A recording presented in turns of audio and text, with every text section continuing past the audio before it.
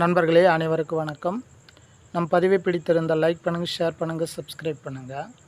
நண்பர்களே, இன்று நம்ம பார்க்க போது மை வித் ரேட்ஸ் உடைய பேமெண்ட் பற்றிய ஒரு சின்ன அப்டேட் நியூஸு தான். இதை நீங்கள் வச்சுக்கிட்டு ரொம்ப பெருசாலாம் எதிர்பார்க்காதீங்க. அப்டேட்டுன்னா சிம்பிளாக தான் இருக்கும். அதாவது பேமெண்ட்டு ரிலேட்டடாக இருக்கும்போது கண்டிப்பாக அது சிம்பிளாக தான் இருக்கும்.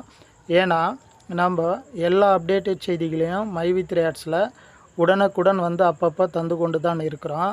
அதால் தினமும் நம்ம மை வித் ரேட்ஸில் அப்டேட்டு எதிர்பார்க்குறது ரொம்ப நல்ல விஷயம் இல்லை, சரிங்களா?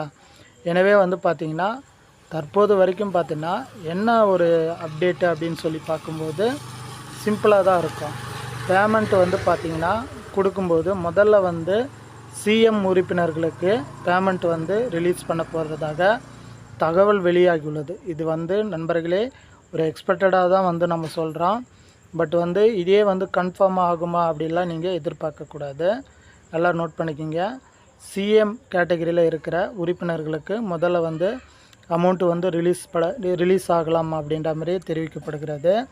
இது ஒரு நம்பக்கு தகுந்த வட்டாரங்களால் தான் நமக்கு தெரிவிக்கப்படுகிறது.